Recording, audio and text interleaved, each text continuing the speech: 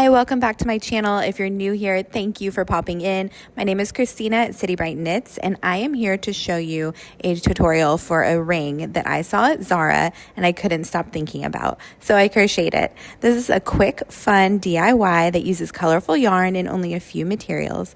I'm going to show you exactly how I make it from start to finish, so let's get into it.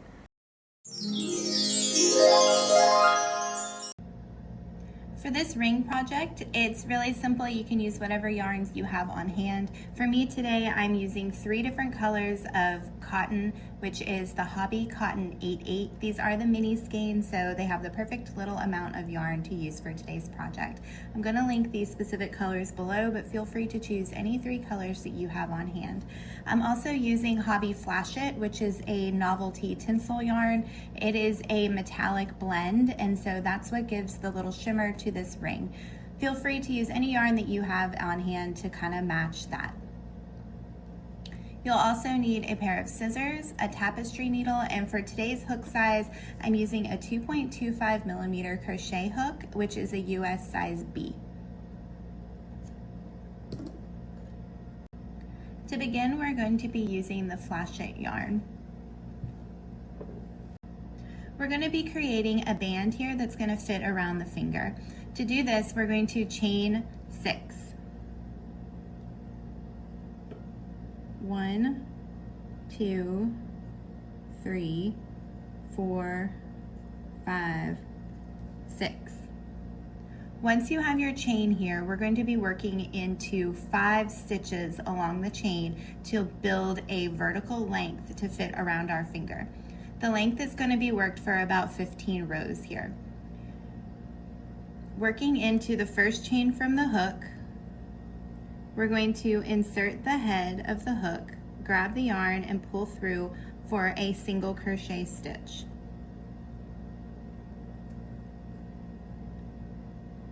Do this again, working down the chain until you have 5 single crochet stitches.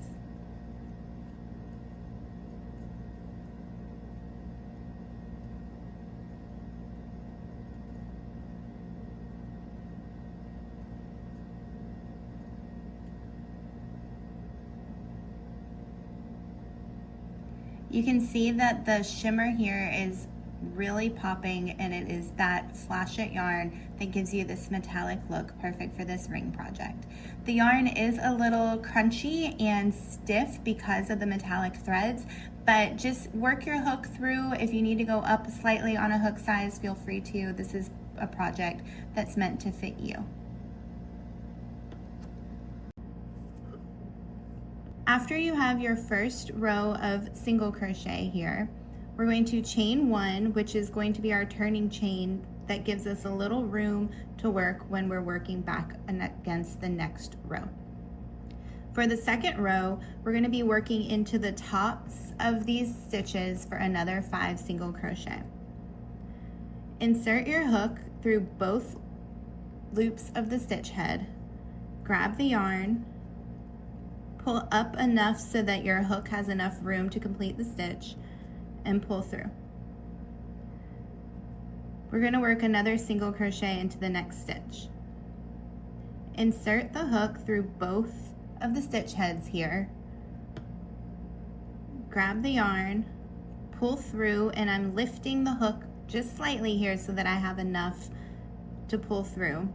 Because it's the metallic yarn, I'm giving myself just enough room and not making my stitches too tight. In the third single crochet, I'm going to do the same thing. Insert, pull the yarn through. See, if I didn't pull up enough here, I wouldn't really have enough to complete my stitch, and my stitch would be really tight, making it hard to work my 4th row. So I'm pulling up here to complete my single crochet. You can see I now have 3 single crochets. I'm just going to complete 2 more for the end of this row, and I'm going to end with 5 single crochet.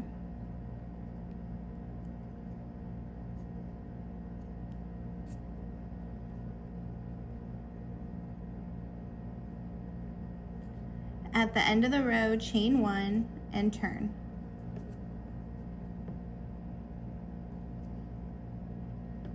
For the next row, I'm just going to be working the same way completing 5 single crochet along the row.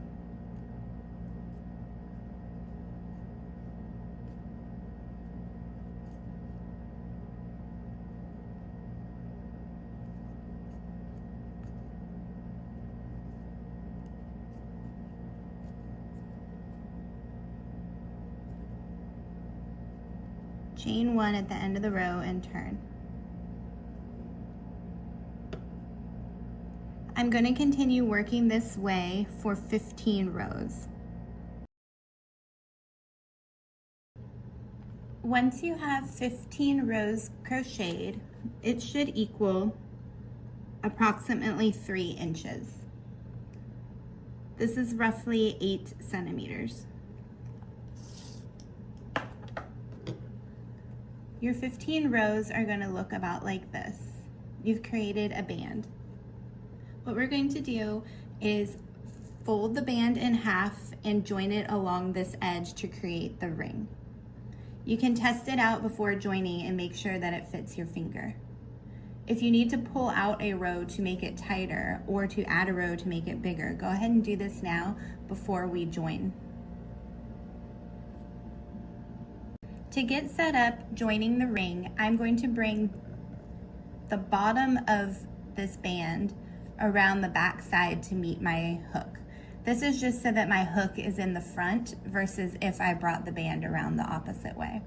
I want the hook to be in the front, so I'm just bringing it to the back. Leaving my yarn attached and getting the starting yarn tail out of the way, I'm going to grab my working yarn and holding the 2 ends of this band together, I'm going to make sure that I can identify all 5 of my stitch heads. To show you briefly, 1, 2, 3, 4, 5. This bottom row is my chain row, so the stitch heads are going to look a little skinnier there. And this is my row that I just finished on row 15. So you can see there's 2 stitch heads, 2 loops to those stitch heads. I'm going to bring these together and working into the first chain space, insert my hook, pull my working yarn, pull through for a slip stitch. Remember to pull up enough yarn here so that you can work your stitch without it being too tight.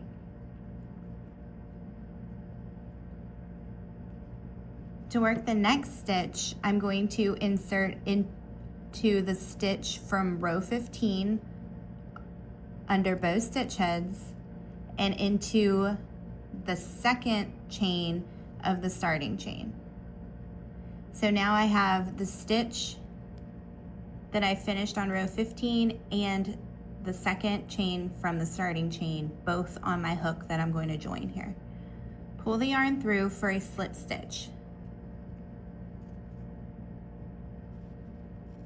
A slip stitch is just worked without yarning over the second time as you would for a single crochet.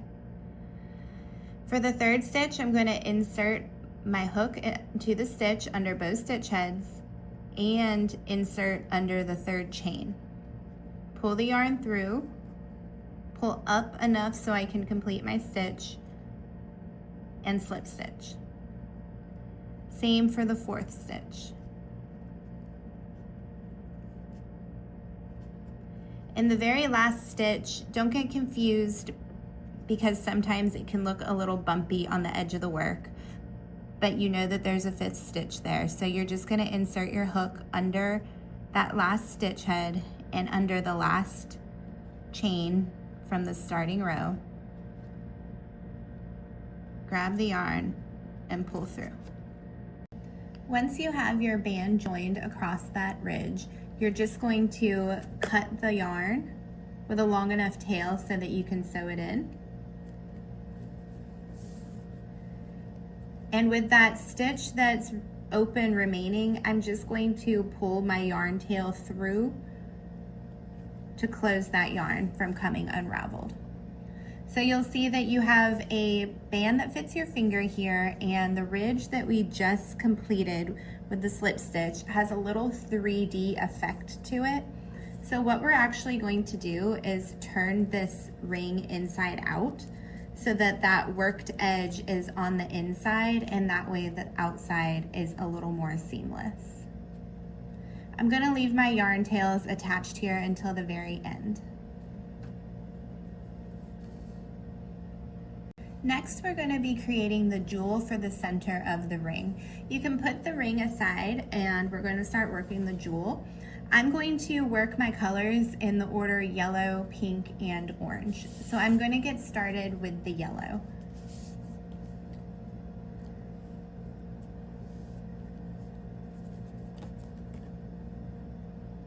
Finding the end of the yarn, I'm going to create a slip stitch.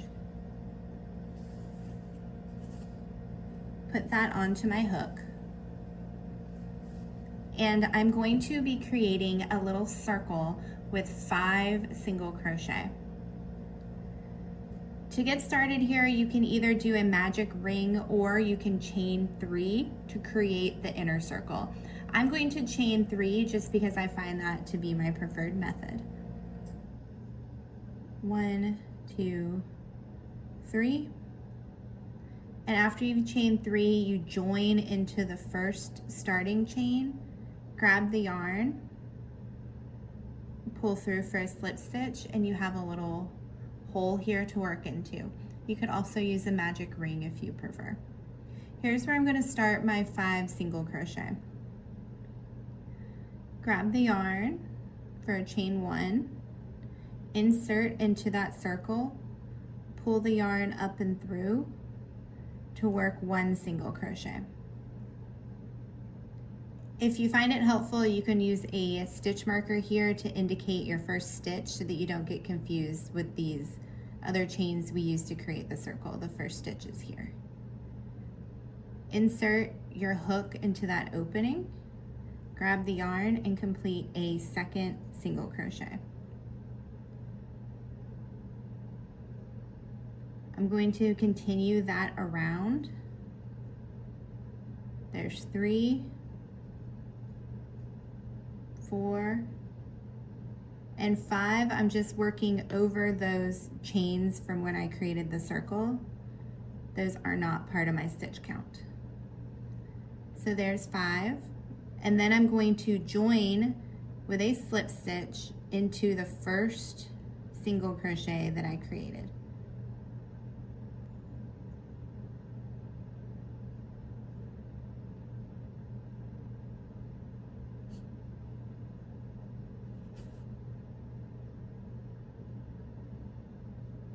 After you've single crocheted 5 stitches into this ring, I'm going to cut the yarn, and I'm done with this color for now. I'm going to grab my 2nd color, which is the pink, and join it to this circle. To do that, I'm going to find the end of the pink yarn, create a slip knot, attach that to my hook, go into the last stitch that's still on the working yarn of the first color, which is yellow, add that onto my hook, so I now have the pink and the yellow. I'm going to pull the working yarn tail of the yellow and just secure it tightly onto the hook, and I'm going to find the working yarn on the pink, and that's what I'm going to work with. So I have my yarn tails here out of the way, and I have my pink and my yellow here. I'm going to bring the working yarn across, holding it to pull through both of these loops. This is how I'm going to change my color.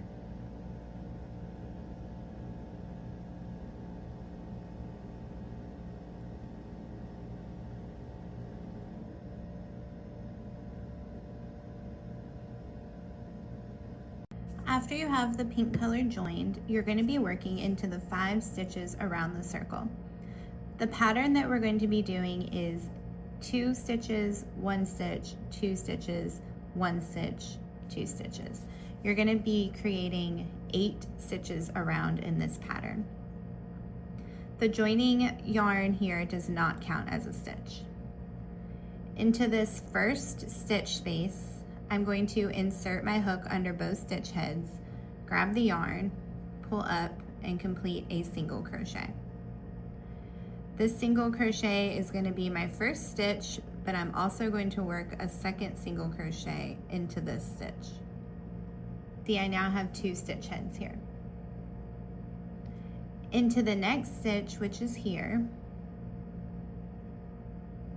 I'm going to be working 1 single crochet. I now have 3 pink single crochet over 2 of the yellow stitches. Into my third stitch, I'm going to work 2 more single crochet.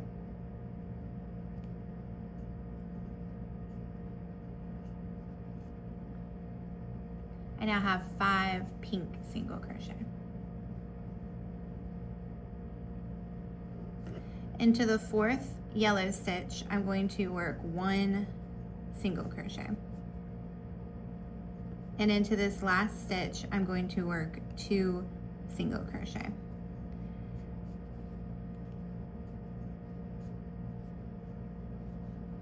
You should have 8 pink single crochet around. An easy way to identify this is to turn it on its side and count the stitch heads.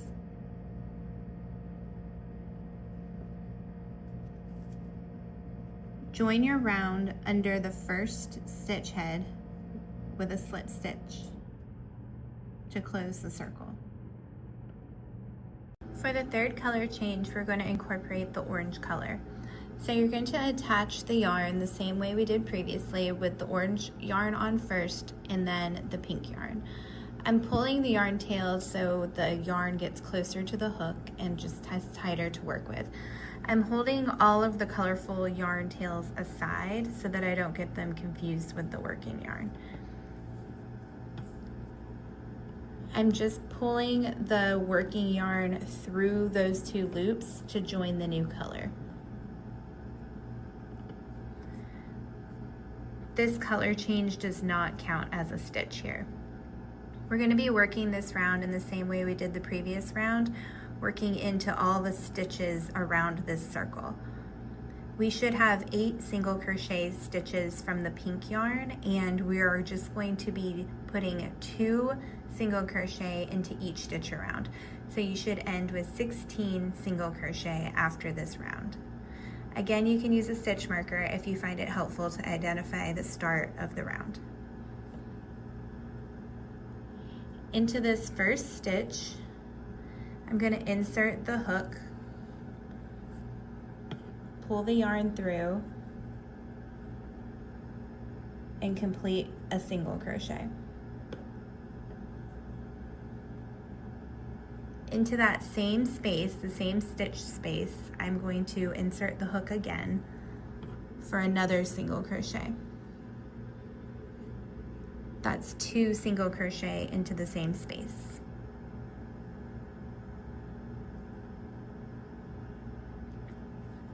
Into this second stitch, I'm going to do the same thing by working 2 single crochet.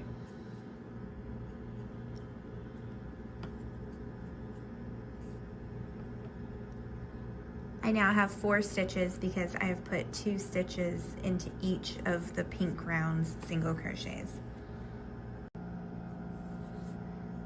Follow this method around the entire circle until you have 16 single crochet, and then you're going to join in the last stitch with a slip stitch, the same as we did in the previous round. Once you've finished crocheting your 16 single crochet all the way around, just join into the last stitch with a slip stitch is what I've done here. And you can count your stitches around by counting the V-shaped stitch heads, or just counting in multiples of 2 around the circle, and you should have 16. You can cut the orange yarn here. And for the very last round, we are going to add 1 more row of the flashette yarn that we used in the beginning. We're going to add 1 more row to be our 4th round before finishing and attaching the ring to the start. We're going to be using the flashette yarn again, so just find an edge and create a slip knot to attach it to your hook like we did for the previous rounds. On this edge, all we're going to be doing is giving the circle a shimmery edging before we attach it to the ring.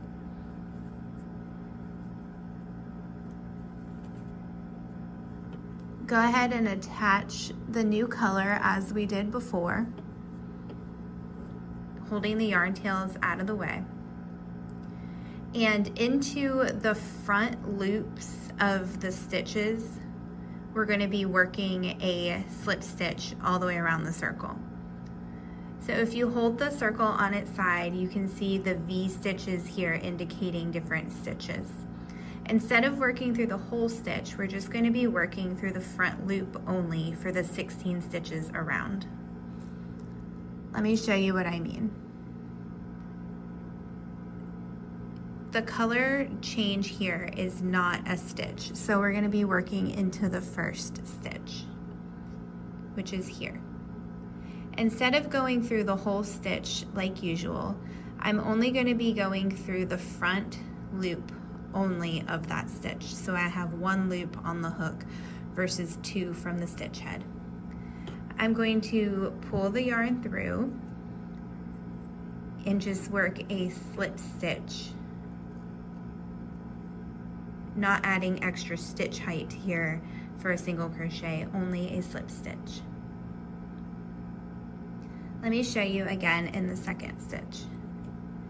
Instead of putting my hook through both stitch heads here, I am only going to be inserting the hook through the first front loop of that stitch. There's the first loop, and then the second loop is behind my hook. I'm going to be yarning over to grab that yarn and pulling through for a slip stitch.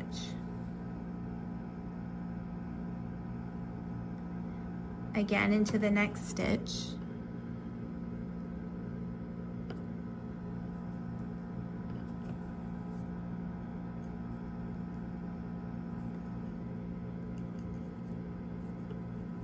You can start to see the little chain that's happening here in the front loop only. Once you've worked all the way around the circle, you can cut the yarn here and just close the working stitch by pulling the yarn all the way through so it doesn't come unraveled.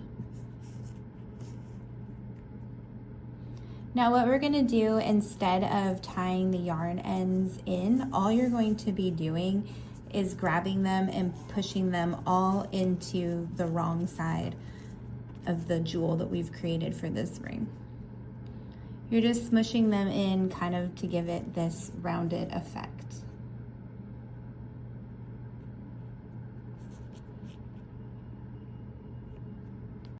Now that we have the center jewel created, we're going to attach it to the ring that we created before.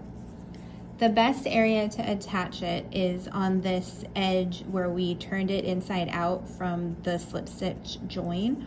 That way when the jewel is sitting on it, the rest of the work looks pretty seamless, and where you did join that together, the jewel's just gonna sit on top. Now you can choose to use a crochet hook here, but what I recommend is actually using a tapestry needle threaded with the flashette yarn or whatever you use to make the ring.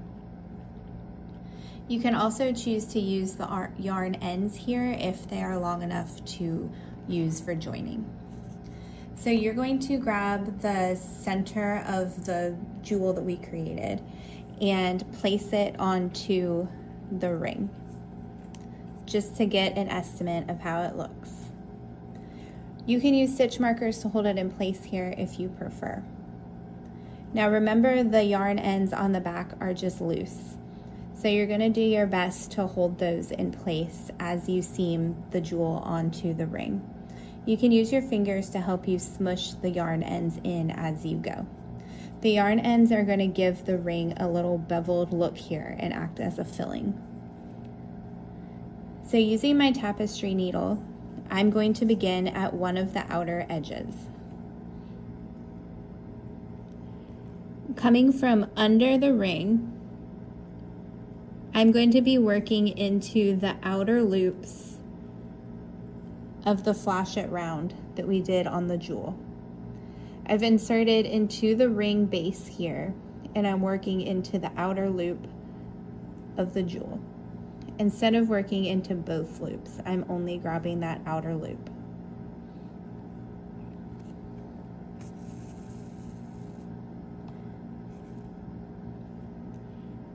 Getting the yarn ends out of the way, I'm going to be working into the next outer loop of the jewel. Coming from underneath and through the base of the ring, I'm going to be inserting into the outer loop of the jewel.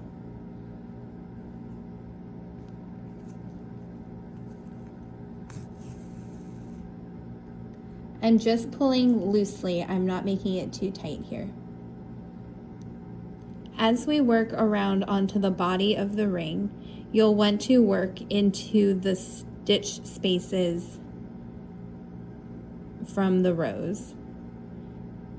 This is why using the same yarn that you use to make the ring is beneficial, because as you pick up stitches here, it's just going to blend in. So I've picked up a stitch here, and I need to go into the next outer loop of the jewel.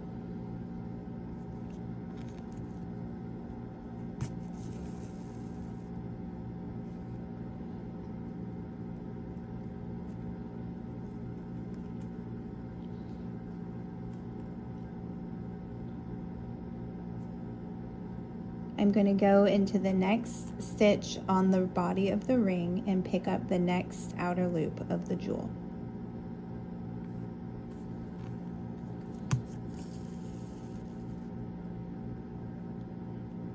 This is basically just a whip stitch that you would use in basic seaming for a normal project that we are using here for this ring.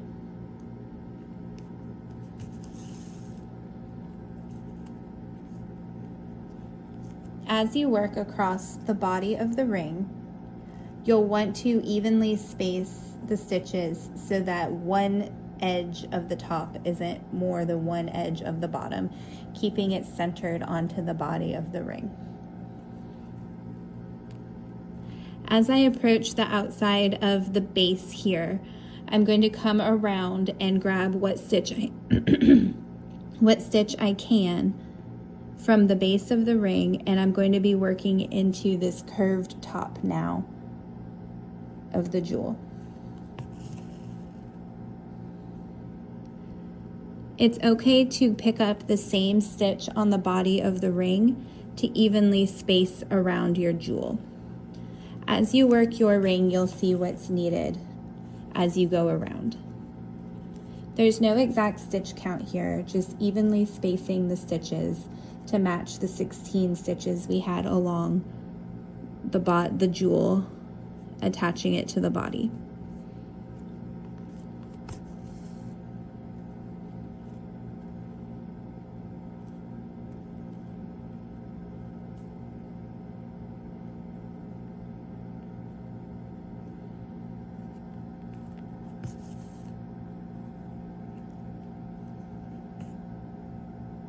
To stop and show you the progress here, I have joined all the way along one side of the body and across the top, and I now need to join along the second side of the body. You can see that my yarn ends are still under there. I'm just tucking them in as I go. I'm working always from bringing the needle underneath the body of the ring and up through the outer loop of the jewel.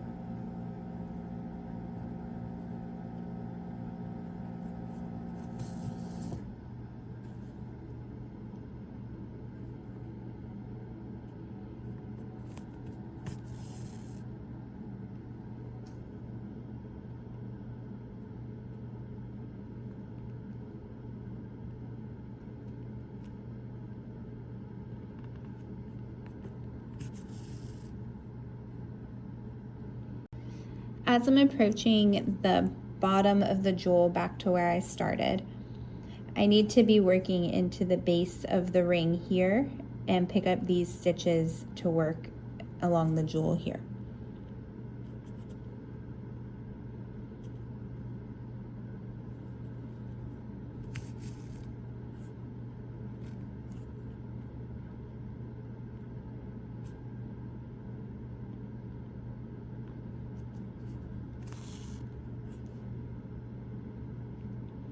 You can use the end of the needle to tuck in any yarn ends that are poking out.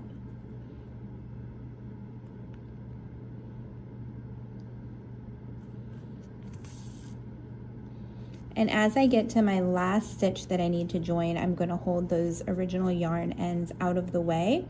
Or what you could choose to do here is tuck them up into the body. That way you don't have to tie in any loose ends. They're just tucked up with the rest of the work. So I'm coming into my last stitch here, making sure it's joined all the way around. This is the tail from the yarn I'm using to sew on right now. Making sure it's joined all the way around and there's no loose gaps.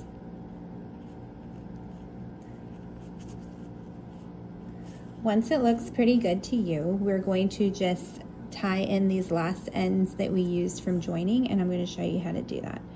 So with the yarn still attached to the tapestry needle, go into a gap from the joining row and push it straight through the jewel. You're going to feel some resistance from those yarn ends that are in there, and you can see I'm in the jewel, I'm not in or under the band. My tapestry needle is all the way inside the jewel. And my goal is to come onto the other side and meet this yarn tail so that I can tie it in. If you've ever worked an amigurumi project, you know how to weave in ends this way.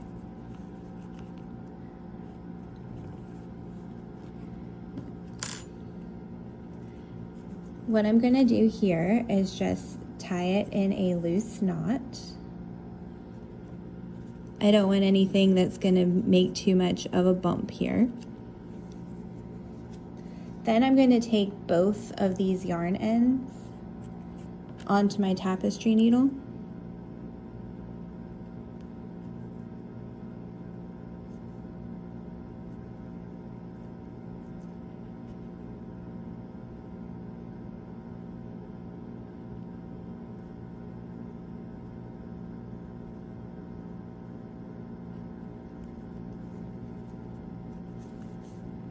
Okay, they're both on. It's just a loose fiber. And what I'm going to do now is bring both of these yarn ends and take them straight through the center of the jewel as I did before. I'm in the center of the jewel, I'm not underneath in the body of the ring. You'll feel the resistance from the other loose ends that are in there. Go ahead and pull through. When you come out the other side, just tug and find the end of the yarn. So you've tied it in a knot on this side, you've pulled it through the jewel, and what you're going to do is just be cutting it close to the jewel. And when you tug it, those little ends that you cut there are just gonna fall inward. I also saw another loose fiber here. I'm just going to cut that off to finish it up.